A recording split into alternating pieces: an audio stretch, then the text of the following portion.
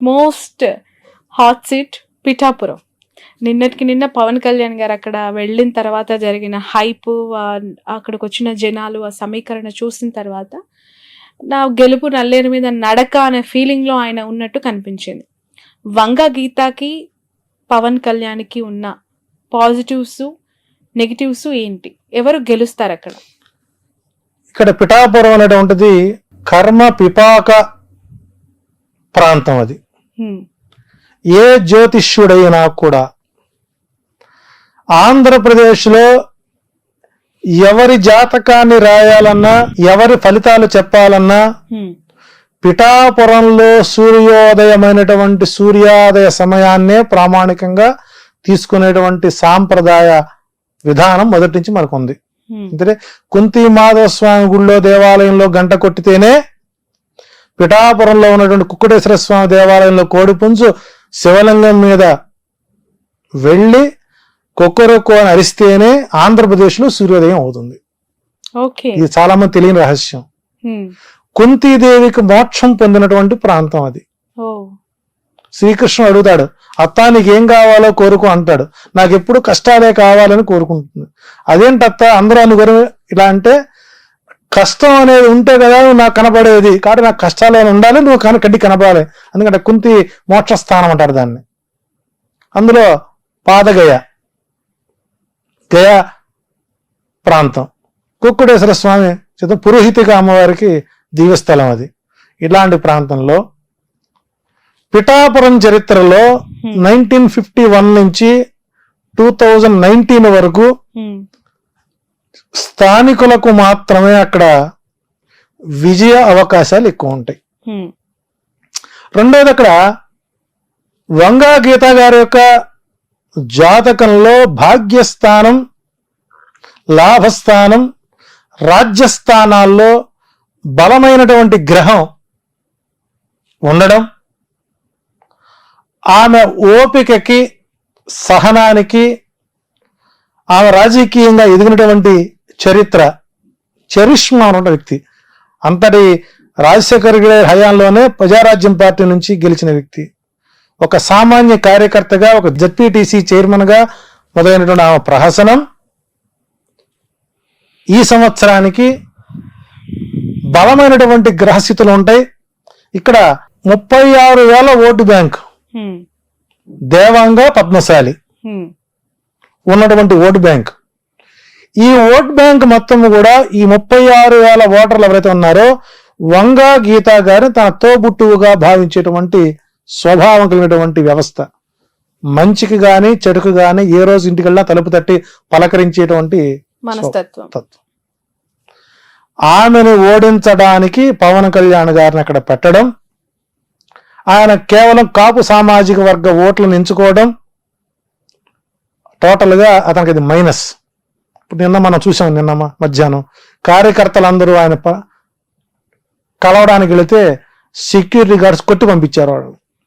అంటే పవన్ కళ్యాణ్ పిఠాపురంలో గెలిస్తే పిఠాపురం సంబంధించినటువంటి అంశాలు ఏదైనా మాట్లాడాలంటే ఆయన హైదరాబాదు వారి ఫామ్ హౌస్ లో కానీ షూటింగ్ సెట్లో కానీ పలకరించే అవకాశాలు ఉంటాయి. రెండోది, ఓపిక, సహనము, నిబద్ధత, నిజాయితీ, శుక్రగ్రస్త జాతకుడు పవన్ కళ్యాణ్ గారు. సో ఇక్కడ పవన్ కళ్యాణ్ గారికి అక్కడ తిరిగి మరలా గడ్డు కాలమే గోచరిస్తోంది. ఏదన్నా మిరాకిల్ జరిగితే తప్ప ఆయనకి అక్కడ ఓటమైతే మాత్రం, గెలుపైతే మాత్రం నల్లేరుపై బండి నడకగా సాగదు, అది ముళ్ళబాటగానే మారుతుంది. ఇది సినిమాలో ఒక్క ఛాన్స్ అన్నట్టుగా బతిలాడుకోవడం. అంటే ఆ వ్యక్తికి, ఎదుటి వారికి నమస్కారం ఎలా పెట్టాలో కూడా మనం నేర్పాల్సిన పరిస్థితి ఏర్పడిపోయింది. ఎలాగా ఒకే ఒక మాట, ప్రచారం మొదటి రోజే చూసారా పిఠాపురం రోడ్లు ఎలా ఉన్నాయో, గత పాలకులు మరంత ముందు వర్మగారి పరిపాలన చేశారు, పెండం దొరబాబు పనిచేశాడు, చేశారు కదా. అంటే ఇక్కడ అక్కడ ఎన్ని గ్రామాలు ఉన్నాయి, ఆ గ్రామంలో ఓట్ బ్యాంక్ ఎంత ఉంది, ఎవరికంటే తెలియనటువంటి స్థితిలో ఓటర్లు, పిఠాపురం ఓటర్లు చాలా తెలివైన వాళ్ళు, విఘ్నులు. కాబట్టి పవన్ కళ్యాణ్ గెలిపించుకొని సినిమా షూటింగ్ల కోసం తిరగాల్సిన అగస్త్యం రాకూడదనుకునే వాళ్ళందరూ కూడా వైసీపీకే ఓటేసే అవకాశాలు ఉంటాయి. రెండోది ఇక్కడ లాజిక్ మనం మిస్ అవ్వకూడదు. ఇక్కడ పవన్ కళ్యాణ్ ఇక్కడ స్థానికంగా పాతుకుపోతే వర్మకి లైఫ్ రాజీ జీతం ఎక్కడి నుంచి వస్తుందండి? కాబట్టి ఇక్కడ పవన్ కళ్యాణ్ ఓడించడానికి తెలుగుదేశం పార్టీ షాడోగా వర్మ గారి నుంచి నీవు పవన్ కళ్యాణ్ ఓడించుకొని వస్తే మీకు నేను ఎమ్మెల్సీ పదవి ఇస్తాను. ఎందుకంటే అదే పవన్ కళ్యాణ్ కనుక తిరిగి అసెంబ్లీకి వస్తే లోకేష్ గారి రాజకీయం దెబ్బతింటుంది. సో ఇక్కడ స్వార్థపూరితమైనటువంటి కుట్రకోణంలో ఆర్జీవి గారికి మరొక వెన్నుపోటు చరిత్ర 3వ ఎపిసోడ్కి అవకాశాలు ఎక్కువ ఉంటాయి. కాబట్టి పవన్ కళ్యాణ్ ఓటమి తేలికైన, గెలుపు మాత్రం నలుగురిపై బండికి మాత్రం కాదు. అవకాశం స్థానికంగా ఉన్నటువంటి వ్యక్తులకే వాళ్ళు పిఠాపురంలో గెలుపుకి అవకాశాలు ఎక్కువ ఉంటాయి. అంటే వైసీపీ కంటే ఎక్కువగా టీడీపీ పవన్ కళ్యాణ్ ఓడగొట్టాలని ప్రయత్నం చేస్తుందంటారా? 21 స్థానాలు ఎక్కడైతే జనసేన పోటీ చేస్తుందో ఆ 21 చోట్ల కూడా తెలుగుదేశం క్యాడరు జనసేనకు ఓటెయ్యదు. ఇందాక 44 స్థానాలు చెప్పాను నేను. ఈ 21 స్థానాల్లో కూడా టీడీపీ వాళ్ళు వైసీపీని గెలిపిస్తారు 65. సో కాబట్టి అసాధ్యమైనటువంటి ప్రయత్నం చేశాడు.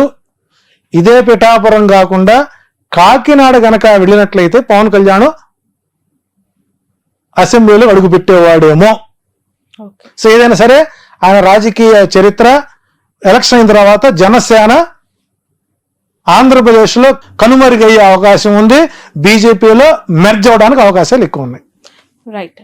నెక్స్ట్ క్వశ్చన్, అంటే నెక్స్ట్ అంతే ఉత్కంఠగా ఉన్న మరొక నియోజకవర్గం హిందూపూర్. అక్కడ ఇప్పటి వరకు టీడీపీ జెండా తప్ప ఇంకొక జెండా ఎగరలేదు. టీడీపీ కంచుకోటగా భావించే నియోజకవర్గం. అక్కడ ఒక మహిళని జగన్ రంగంలోకి దించారు, దీపిక. సో బాలయ్య గారికి ఎట్లా ఉంది విజయ అవకాశం? ఆయన పెద్ద జ్యోతిష్యుడు, ఆయనకన్నీ తెలిసినవాడు. గత చరిత్ర మొత్తం చూసినట్లయితే ఆయన ఆ నియోజకవర్గాన్ని ఎప్పుడు కూడా చూసినవాడు కాదు. భూ కబ్జాలు, సెటిల్మెంట్లు, పిఏలే రాజ్యపాలన చేసేవారు. కాబట్టి ఈ మధ్యకాలం 4-5 సినిమాలు మళ్ళీ ఆయన్ని ఫేమ్లో తీసుకొచ్చిన. అంటే గతంలో ఎప్పుడూ జగన్మోహన్ రెడ్డి గారు హిందూపురంపై దృష్టి పెట్టలేదు. కారణం ఏంటంటే ఇప్పటికి కూడా బాలకృష్ణ ఫ్యాన్స్ అసోసియేషన్ జగన్మోహన్ రెడ్డి గారు కడప జిల్లాకి ప్రెసిడెంట్కి రాజీనామా చేయలేదానికి. సో ఆయన ఎప్పుడు కూడా బాలకృష్ణ గారిని ఎప్పుడు ఒక మాట అన్నారు అసెంబ్లీలో కూడా. మధ్యలో కొన్ని మాటలు అన్నారు చివరిలో. కానీ ఈసారి అక్కడ త్రిముఖ వ్యూహం జరుగుతోంది. స్వామి పరిపూర్ణానంద గారి ఎఫెక్ట్ బాలయ్య బాబుకు ఇబ్బందికరంగా మారుతుంది. సో కాబట్టి ఈసారి హిందూపురం నియోజకవర్గంలో ఉన్నటువంటి వ్యక్తులు తన్నులు తినకుండా, కొట్టించుకోకుండా ప్రయత్నం చేసుకోవాలి. ప్లస్ స్థానికంగా ఉండేటువంటి వ్యక్తులను ఎప్పుడైతే మనం ఆదరిస్తామో మనకు అందాల్సిన ప్రతి సమస్యలు అక్కడ పరిష్కారం అవుతాయి.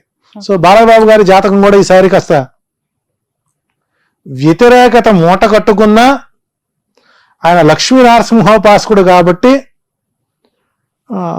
వైసీపీ విజయానికి, హిందూపురం టీడీపీ విజయానికి కేవలం అతి తక్కువ ఓట్ షేర్తో బాలకృష్ణ బయట పడవచ్చు. ఇంకేదైనా వ్యూహాత్మకంగా పరిపూర్ణానంద, ఎందుకంటే ఆయనకి అక్కడ ఓట్ బ్యాంక్ ఎక్కువ అండి. హిందూపురంలో కొన్ని వేల కుటుంబాలు పరిపూర్ణ దాసోహం చేసేటువంటి పరిస్థితి ఉంది. సో ఆయన ఎఫెక్ట్ అక్కడ బాగా పడుతుంది కాబట్టి మెజారిటీని తగ్గించగలుగుతారేమో కానీ గెలుపునటువంటిది వైసీపీకి అక్కడ కొద్దిగా కష్టసాధ్యంగా ఉంటుంది. ఏదైనా మేనిఫెస్టో ఎఫెక్ట్ పడితే చెప్పలేం. రైట్. మరొకటి కుప్పం. చంద్రబాబు నాయుడు గారిని ఓడగొడతాము, అసెంబ్లీలో అడుగు పెట్టనివ్వమని శపథం చేస్తున్నారు వైసీపీ నేతలు. ఇక కుప్పం వచ్చేసరికి చంద్రబాబు నాయుడు గారిని ఓన్ చేసుకున్నటువంటి నియోజకవర్గం. ఆయన ఏం చేసినా ఏం చేయకపోయినా, హామీలు ఇచ్చినది నిలబెట్టుకోలేకపోయినా గత కొంతకాలంగా ఆయన గెలుస్తూనే వచ్చారు. అది ఆయనకి అష్టమ శని ప్రభావం బలంగా ఉంది. అందులో ఎలక్షన్ కోడ్ కానీ, ఎలక్షన్ నామినేషన్ రోజులు కానివ్వండి, ఎలక్షన్ పోలింగ్ రోజు కానివ్వండి, ఎలక్షన్ కౌంటింగ్ 4 నంబర్ ఆయనకి వ్యతిరేకం పూర్తి స్థాయిలో. 4 అనుకూలం కాదు. 25,630 ఓట్లతో చంద్రబాబు నాయుడు అక్కడ ఓడిపోతున్నారు. 25,630 ఓట్లు అంటే గత 2019లో పోలింగ్ని కౌంటింగ్ని తీసుకునే విధంగా గుడిపల్లె మండలం ఒకటి ఉంది. అది పూర్తి స్థాయిలో 25,000, 36,000, 40,000 ఓట్లు గల్లంత అయిపోయింది. ఎందుకంటే అటు కర్ణాటక నుంచి ఇటు తమిళనాడు నుంచి వచ్చినటువంటి ఓట్ బ్యాంక్ ఈసారి లేదు. ఆ మండలమే ఆయనకి ఎప్పుడు కంచుకోట. అది కాకుండా స్థానిక ఉండేటువంటి భరత్ పూర్తి స్థాయిలో డెవలప్మెంట్ చేసుకోవడం, కృష్ణా జలాలు తొలిసారి ఆ గుడిపల్లె మండలంలోకి రావడం, తాగునీటి ఎద్దడి లేకుండా చేయడం, కొంత అభివృద్ధి పనులు, అందులో పొంగనూరులో ఓడించాలని ఆయన్ని, కుప్పంలో ఓడించాలని ఈయన్ని. ఏదేమైనప్పుడు కూడా చంద్రబాబు నాయుడు గారికి ఈసారి విజయ అవకాశాలు చాలా తక్కువగా ఉన్నాయని చెప్పొచ్చు. ఒకవేళ బాబు గెలిస్తే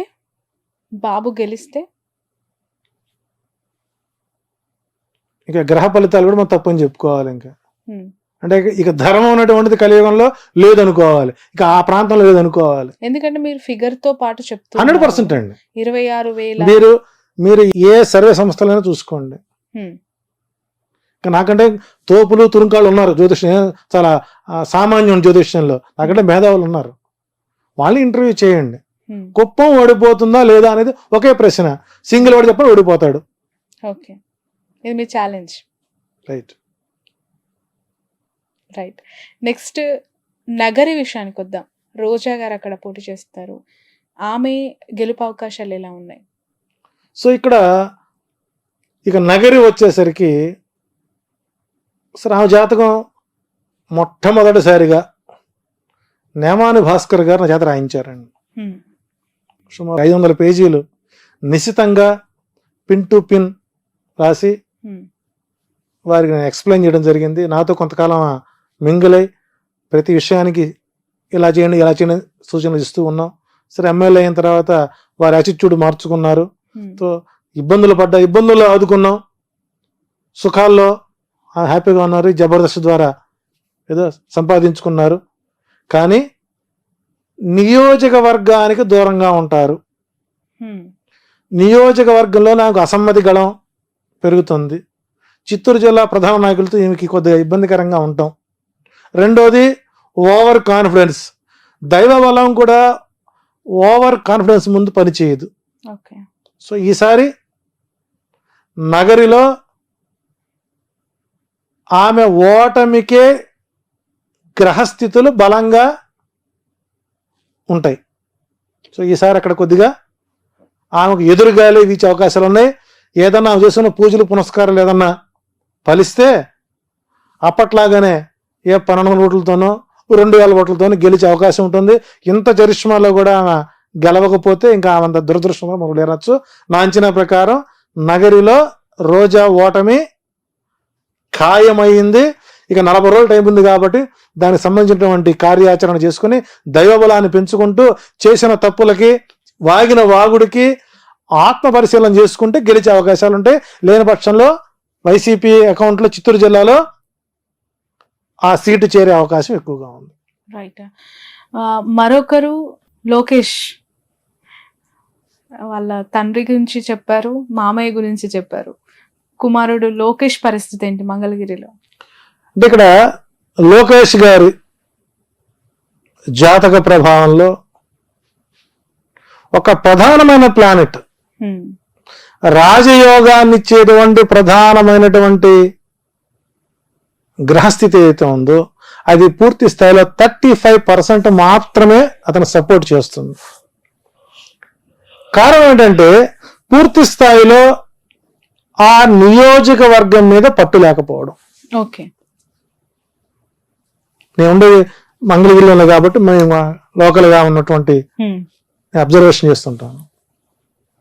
గతంలో ఆళ్లరామకృష్ణారెడ్డికి అంత స్వీప్లో కూడా మంగళగిరిలో ఓట్ బ్యాంకు ఆయనకి లేకుండా పోయింది. అతనికి ఏమొచ్చింది సరే పెదవట్లో కూడా దుగ్గిరాల, నందివెలుగు ఆ మండలాలు, కొంత పొన్నూరు నుంచి వరకు కొన్ని కలుస్తాయి. వాటిలో నెగ్గుకుని బయటకు వచ్చారు. ఆ తర్వాత గెలిచాడు. ఆ తర్వాత మళ్ళీ మార్చారు, గంజి చిరంజీవికి ఇచ్చారు. గంజి చిరంజీవి టైట్ ఫైట్ జరిగింది. ఇప్పుడు అక్కడ పద్మశాలి ఓట్ బ్యాంక్ కీలకం. సుమారు 1,12,000 ఓట్లు పైన వాళ్ళవి ఉన్నాయి.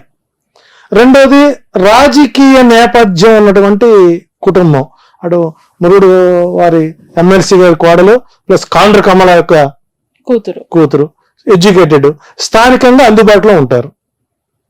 సో అక్కడ పద్మశాలి దేవాంగ ఓట్లు కీలకం. ఎప్పుడు సిపిఐ సిపిఎం కంచుకోటది. అటువంటి ప్రాంతంలో మేషరాశికి ఈసారి అనుకూల పవనాలు ఉన్నాయి. సో కాబట్టి ఇక్కడ లోకేష్ కూడా విజయం అనేటువంటిది నల్లేరుపై బండి నడకైతే కాదు. ఈసారి కూడా కొంత ప్రతికూల వాతావరణమే అక్కడ ఎక్కువ గోచరిస్తుంది. ఒకవేళ విధి వక్రించి కనుక గెలిస్తే 5,000 ఓట్లు బయటపడతాడు. అది కూడా కష్టమే. రైట్. ఇక పులివెందుల నుంచి పోటీ చేస్తున్న జగన్ గారి గురించి, అఫ్ కోర్స్ ఆయన్ని ఓడించాలని, ఆయనను కూడా రానేయకుండా అడ్డుకోవాలని ప్రయత్నం మామూలుగా కూటమి చేస్తూనే ఉండొచ్చు గాక, అతని గ్రౌండ్ రియాలిటీస్ మీకేమనిపిస్తూ ఉన్నాయి? అంటే గతంలో అసెంబ్లీ ఎన్నికలో 1,00,000 ఓట్ల మెజారిటీతో ఆయన గెలిచిన సందర్భాలు ఉన్నాయి. వ్యతిరేకత అంటే ఇక్కడ పులివెందులో ఉండేటువంటి ఓట్ బ్యాంక్ ఎప్పుడు కూడానండి చాలా దూరపు ఆలోచనతో ఉంటారు తప్ప తాత్కాలికంగా మాటలో తాత్కాలికమైనటువంటి ఒడిదుడులు లొంగే మనుషులు అయితే కాదు.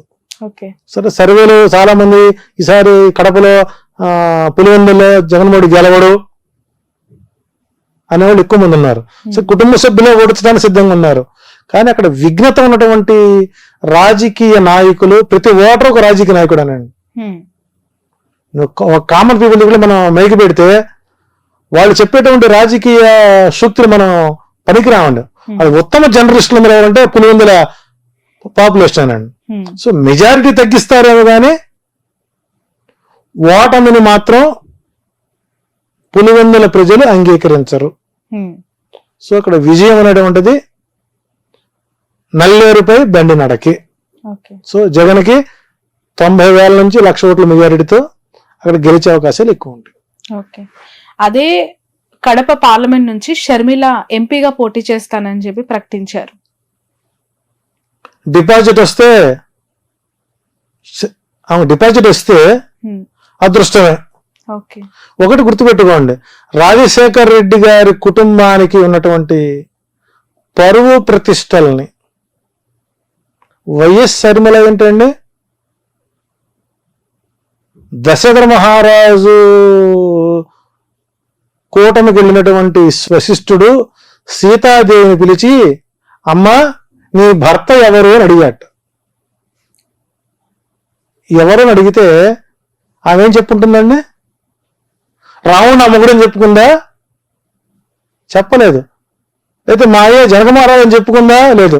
నేను దశరథ మహారాజు గారి కోడలండి అని చెప్పింది. దశరథ మహారాజు కోడలు అంటే నీకు పెళ్ళైనా నీవు నీ ఇంటి పేరు మార్చుకోకుండా నీ పుట్టింటి పేరునే పెట్టుకొని కట్టుకున్న మొగుడు యొక్క కుటుంబం యొక్క పేరు ప్రతిష్టలకి భంగం కలిగించే విధంగా నువ్వు వైఎస్ పేరు ఇంకా నువ్వు వాడుకుంటున్నావంటే ప్రజలు అక్కడ పిచ్చోళ్ళేం కాదండి.